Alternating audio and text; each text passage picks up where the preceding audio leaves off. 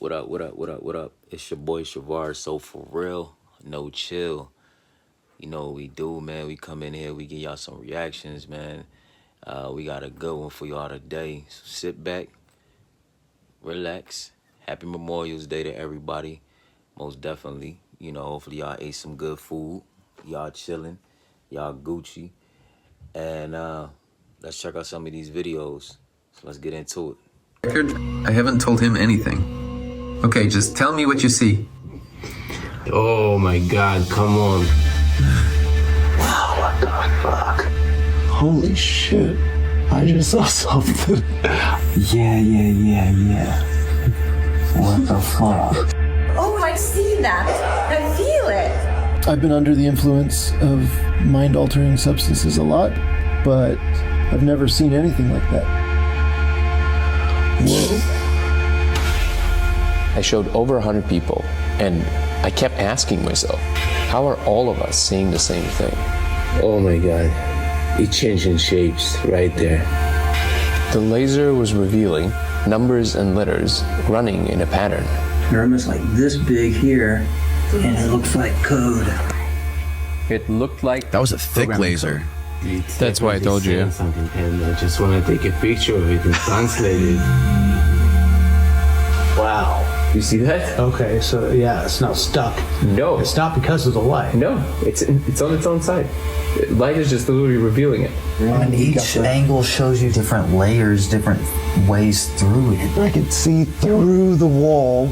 It's not like a hallucination. It has spatial awareness and permanence. I don't know. Whoa. for centuries, mankind has attempted to explore these psychedelic, altered states, but we've never had a repeatable, testable phenomenon to observe until now. Wow. I'm obsessed. It's like you can see through the laser into another dimension.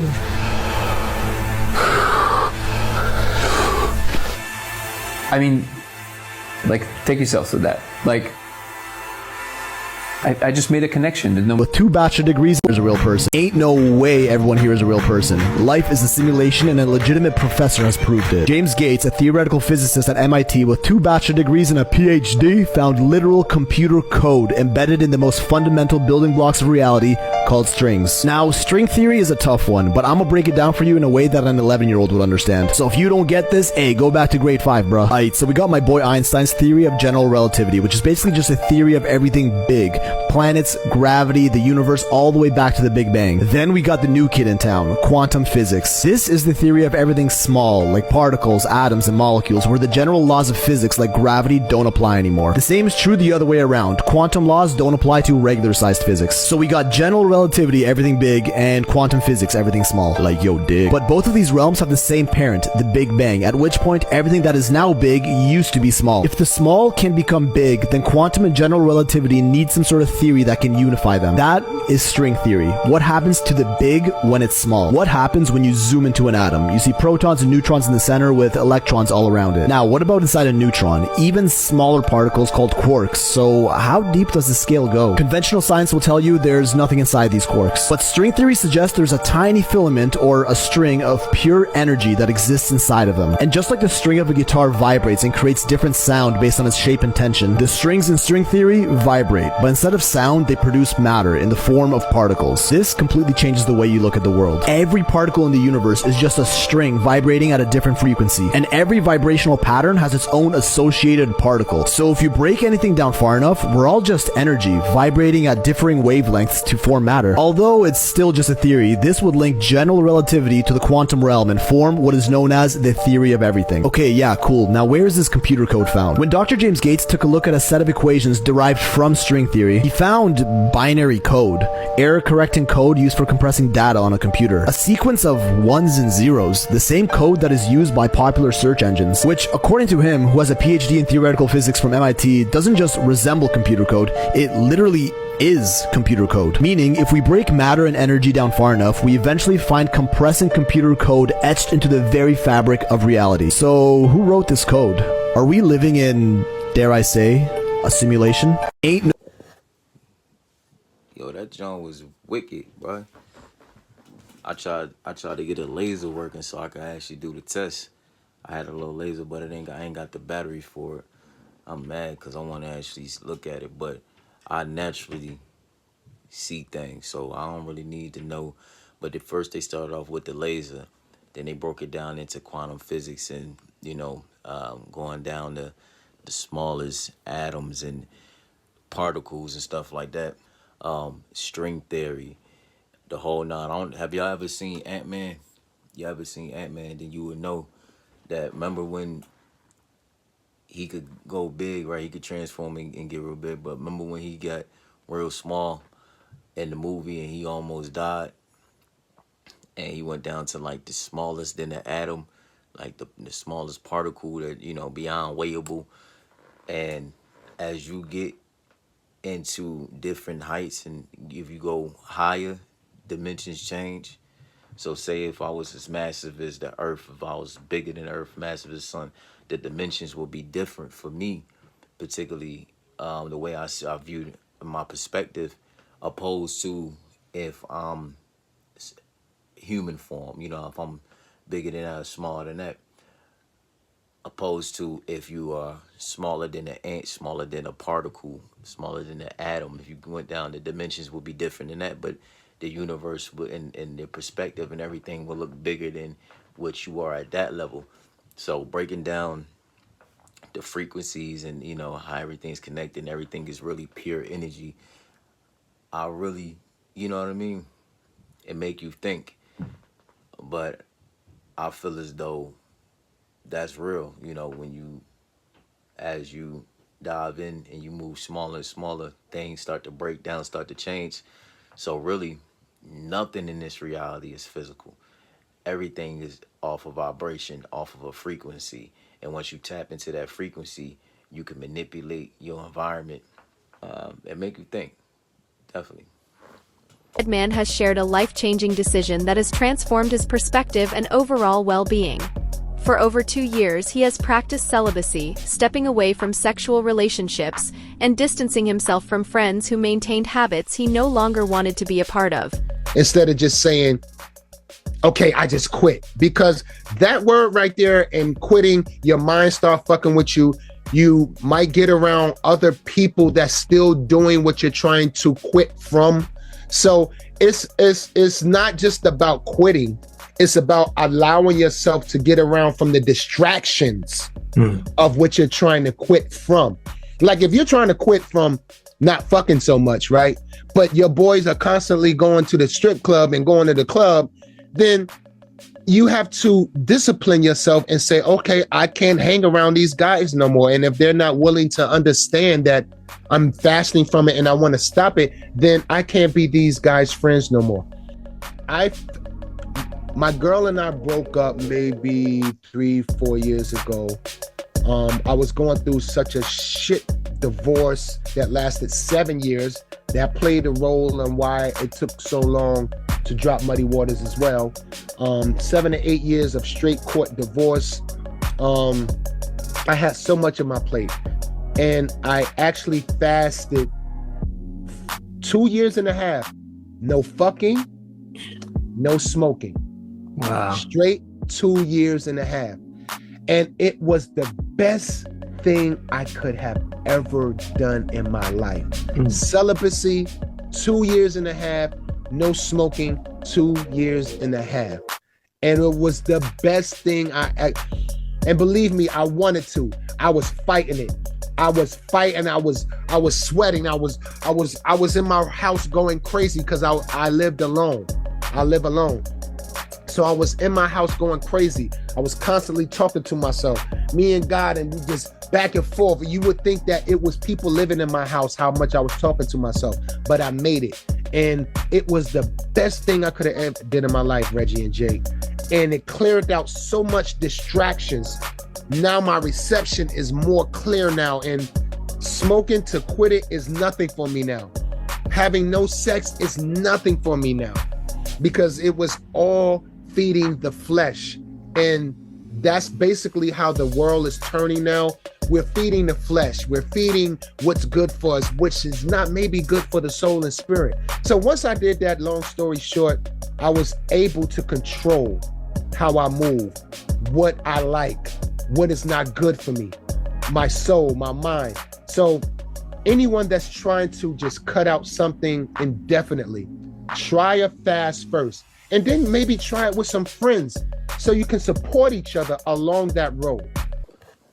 This is what your peoples tell you when you younger. They used to tell you, no, I don't want you hanging out with that person because that person changes you. They got an effect on you. I could tell that person is no good for you. That's a bad seed, right? So it stems back from when we younger, we get told these same messages. You feel me? Whether we take heed to them or not, we get told the same thing, right? And also about your energy, far as not giving it to other women, because if you don't know about the soul trap, so it's frequency and everything, just like we just discussed about the atom and stuff, right?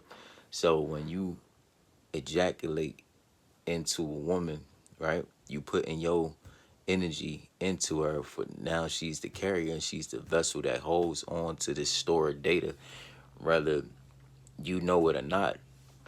Any woman who deals with multiple dudes, she picks up his frequencies and that energy because of the life that goes inside of you. You feel what I'm saying? When you have sex, it's a energy that is created. That's why you get that euphoria feeling when you feel like, oh, I want more and more and more. So when you close off to that and you keep that energy inside of yourself, you start having more mental clarity. You can get things done more, have certain ways of thinking like other people. You know what I mean? It allows you to be more, you have more energy. You feel me? You can put things down faster. You can say no to things. You can think clearer, and you can focus in a way better way. You could think on a way better playing field than if you was to exert this energy and take that from yourself, because that's a part of your life force. So anytime you get out of the way, you know, it's harder to concentrate. You know, you're more tired, you're more lazy, you don't want to get things done. You know what I mean? You making excuses. You probably tapping into other things that has no good for you. When you focus on self and really expanding yourself as a person, you'd be surprised what you can do. And I will say that, you know what I mean? Don't just be out here just giving away your energy and stuff like that. But bro, I got a wife. She ain't getting at least, you feel me, once a week, something like that. We got a problem. But 2 years to work on self, couple years to work on self, you know, celibacy, a vow to, you know what I'm saying, really get yourself together. I commend that, because most people won't do that. Once you get a little taste, it's like you become like a crackhead. And all of a sudden, you need it all the time. And that's not so the case. You notice you put your time into something else. You feel me? Work out, go to the gym, read a book. You know what I mean? Educate yourself, study, learn a new skill. You feel me? Focus on whatever, learn some arts, something, you know, do something different with your time other than thinking about that particular thing all the time. Be surprised what you can do. The human body is an amazing thing, and it's a terrible thing to waste. So anybody who has certain skills and different things, I say you should enhance those skills. You should work on those so that they can become better than where you're at currently with them. And you'll notice, just like he said, all the demons and all the negative people and all the low vibrational people, they'll start to move away from you. They'll try to drag you into the clubs. They'll try to drag you to, you know, smoke this, drink that, do this, do that. And when you're starting to raise your vibration, you no longer have the need to be around these particular type of characters, because they no longer serve your path and your journey on which you are trying to accomplish. We all individuals. You can't tell me just because you like to do something that I'm always gonna want to do the same thing. I might have done it with you once or twice or a few times. You feel me? But based off of my particular understanding and my perception, that don't mean that I want to stay just like you, low vibration. Is, you know, other people want to expand and we want to elevate. And I think it's important in life to understand yourself more, to elevate and do things that are not a part of the crowd. They don't see you in the clubs, or they don't see you at this particular event. They looking at you like, oh, you played out, boo, boo, boo. But how you know this ain't the season for me to work on myself, to raise myself to a higher understanding, learn something different about me? You know what I mean? that I may or may not have known. And if they're your real friends and your real homies, they should understand that. Matter of fact, they should embrace that and encourage that instead of try to bash you and shame you for not particularly following the same path and doing the same trends that everybody else doing. We all different. We all individuals. You know, I wouldn't want a whole bunch of me's around here. Even though I'm dope, I still wouldn't want a whole bunch of me's doing what I do. You feel me? I want you to be your own individual. I want you to come to your own understandings and not force understandings on people, but let them be able to make that choice for them. And if they really are your friends, they'll accept that and they'll understand that and they'll be cool with that. Point blank, period. Men have a purpose, and a purpose in life, they harness more masculine solar energy. So when it creates more discernment in terms of females. So I don't know your personal life, but I'm guessing from the start of your path to where you are now, yeah, you have a lot more discernment when it comes to females. A female can no longer throw herself at you and you'll kind of be like, nah, I'm not bothered. And that's because, yeah, you've garnered solar energy. Yeah. Men who garner solar energy based from their life spiritual purpose, yeah, which can be in anything, they become more disinterested in women. They still like women and feminine energy, but you have more discernment to the types of women that you attract. Yeah. But solar energy that you create, the more women are attracted to you. And it's nothing to do with like how you carry yourself. It's a subconscious thing that is activated in women. Doesn't know that she's consciously attracted to you from that thing. You know what I mean? It's like unconscious. So, okay, for example, let's change it around. Yeah. Feminine energy is attractive to men. So if we come from a masculine perspective, yeah. Okay. You are attracted to feminine energy. Yeah. Feminine is, and it's not in how she looks. It's not in how she like carries herself. If anything, it's in her own radiance that she projects out. The more feminine she is, the more masculine you feel.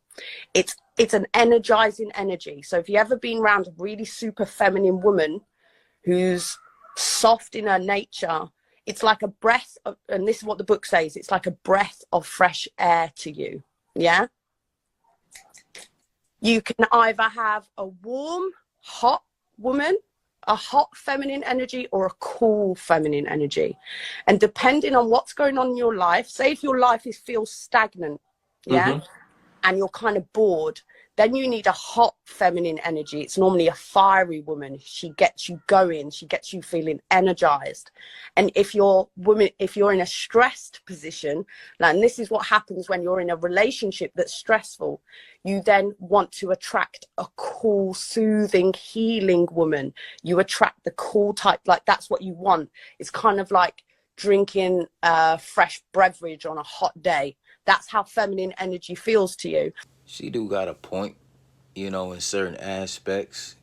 Now, if you too feminine, you know what I'm saying, shorties will call you a punk. But these days, if you too masculine, here they come with the terms, oh, toxic masculinity. If you ain't masculine enough, it's like you gotta, and this is what I think a lot of dudes is tired of trying to fit in a box when it comes to females. They always trying to put us in this certain box that we gotta fit y'all little perfect. We gotta be 6 foot or taller. We gotta have 6 figures. Everything 666 is like demonic. But if you are too masculine, like, you know what I mean, and not saying that you don't have the femininity energy inside you, but if you're too masculine, like if you do everything, if I hold the door open for you, I make sure that something happened, I got you, like I'm protecting you, I'm making sure I'm taking care of everything. You know, I'm doing a lot of masculine stuff. Not saying that, you know, I can't bend a little bit, you know what I'm saying, here and there, but I noticed that if you are too masculine, a lot of times women say that something wrong with you. Oh, you toxic. And all of a sudden now we got these terms, and they doing all this little pinching stuff and all this weird stuff, man. It's like they don't give a dude any space to be a man, but we supposed to give you all the space to be a woman. That's hypocrisy to me. We don't have no space to be a man. They already trying to dim our light, trying to take away masculinity already. But if I'm in my divine masculine, and I'm balanced with masculine and feminine, and I'm not saying the dude, like feminine energy is like we watching the movies, love movie or something. Something I don't particularly watch. I watch it because of you. You feel me? Or we going to the you go to the nail spot. I might get a manicure or something, like light stuff. There's nothing wrong with that. But at the same time, I think it is something wrong if you just every day 24/7 you want to do what a woman wants to do. Then it start to become a little like you're not letting me be in my own space. Just like a woman, and it's a balance. Women need their space for certain things. Men need their space for certain things, and you shouldn't have a problem with that. Only when you try to step on the toes of a dude do you notice that it creates friction. You know what I mean? And women are saying that, oh yeah, we attracted to these energies and yada yada yada yada. Y'all attracted to somebody can not only looks, but if they doing everything for you these days, if they taking care of all the money, giving you all their bank account, all that, that's y'all attraction, and that's not a real interpersonal connection. That's a materialistic connection. So then when we come back and be like, dang, what you bring to the table, it ain't nothing material that men really want from women. Let's keep it a buck. Like, we want the woman in her femininity. A dude don't want a real man don't want a woman to act like him. Like, why would I want another dude in the house to act like me? You feel me? That's a turn off. We want that feminine energy, like she said. We want to balance that out. If you can move in your feminine energy and you allow me to move into my masculine energy, but sometimes we both gotta balance the scale, then it'll work. Too many times, females, and I know some females like this, they trying to be the woman and they trying to be the man. Then they say, oh, because there's a lot of punk men out here, blase, blase. It ain't no real men. Da, da, da. Nah, it is. But the fact of the matter is, you are so hyped up on this social media and all this stuff. You don't even allow the man to lead. You don't allow the man to be a man. As soon as he do one thing wrong, you always bashing him. Oh, this is wrong with men. I've been looking on social media lately, and women, oh, I can't stand men. I hate men. This wrong with men. This wrong with men. This wrong with men. I don't even think they love their fathers. But it's like, y'all bashing dudes, and then I'm not gonna say dudes don't say anything about women, but we talk about what we see as y'all dish it out. We receive it, and then we like, what's wrong with these chicks? Because don't let this social media get you capped up, making you think, oh, this is real life. My life is so good, yada, yada, yada, because all these dudes in my inbox and they telling me they'll do this and do that and they take da-da-da. Man, they just doing that. They just telling you that just so they can scratch that cat. After they scratch that cat, man, you're nothing. You're not valuable to the average man. Definitely if you have nothing to bring, to offer, and you always say, I'm the table. We don't want no table. We want a real person at the end of the day. So if you have nothing of value to give, you can't blame majority of dudes for, even if you look bad, dudes, they love women. Y'all talking about men don't like women no more. Look at the mindset of women though these days. It's nothing attracting or appealing about losing all my money. It's nothing attracting or appealing about every time you turn around you need a cash app and you hungry. It's nothing appealing about you shaking your ass in front of everybody all over the media, anything. All my homies done seen your kitty. They done seen everything that you got to offer. I don't feel special in this situation. That's why a lot of dudes falling back and they making they self a priority, because it's like y'all doing it all the time and y'all don't have no, y'all don't care about how it makes y'all look, or y'all don't care about how the dude perceives you, because y'all don't truthfully want dudes. Y'all dealing with each other. You can't get mad at the dude for prioritizing himself. It's just reality, man. We gotta wake up. Seriously. Angels are satanic, and the earth is hell. The earth is a hellish prison planet, but fortunately, there is a way to escape. The answers can be found in a banned book called The Reality of the Rulers. It was written by an ancient group of Christians called Gnostics. They believed that what we call angels in the Bible are actually celestial prison guards called archons, or rulers. So, if the angels are actually demons, then who is God? The Gnostics called the God of the Bible the chief ruler, aka Satan himself. Christianity teaches that there is only one God, but why does the Bible suggest otherwise? In Exodus, it says, "Pay attention to all that I have said to you, and make no mention of the names of other gods, nor let it be heard on your lips. And do not worship any other gods, for the Lord, whose name is jealous, is a jealous God." So why does God say that there are no other gods, but continuously reference them? And why is he so extremely jealous? According to the Gnostics, the answer was simple. He is an impostor who they called Yaldabaoth, and the true God is you. The God of the Bible imprisoned you, the real God, in an extremely limiting human body. He wiped your memory, he split you into two separate parts, the masculine and the feminine, and finally he trapped you here on Earth, which is really a prison planet, where he uses you as part of his sick agenda to enslave humanity. The Reality of the Rulers says, "Out of conceit and lack of gnosis, he declared with power, 'I am the only God, and there is no other God but me.' By saying this, he sinned against the fullness. When his words reached the incorruptible realm, a voice rang out from it and said, 'You are wrong, Samael,' a name which means the blind God. But who are these other gods that Yaldabaoth refuses to let us acknowledge? They are you. You are a divine being that has the ability to express itself in an immeasurable amount of ways. The Gnostics believe that we all existed in unity in a perfect world of light and goodness called the Pleroma. Yaldabaoth was also a part of this world, but when he selfishly proclaimed to be the only God, his ignorance caused him to fall into the abyss. In his rage, Yaldabaoth emanated imperfect beings called archons, who are the rulers of this imperfect universe. These beings are mistakenly hailed as angels in the canon. So far, we have learnt that we are God, and we are trapped in hell. And it gets worse. We can't even escape when we pass. If we follow the God of the Bible and this world, we will stay stuck in a low vibrational state forever.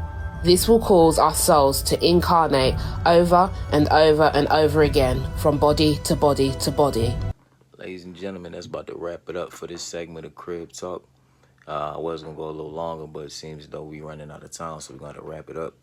And be sure to hit that subscribe, like, and hit that bell notification to stay updated on all Crib Talk content related. I appreciate y'all. But watch who you around. Watch the energy that you get and the energy that you give out.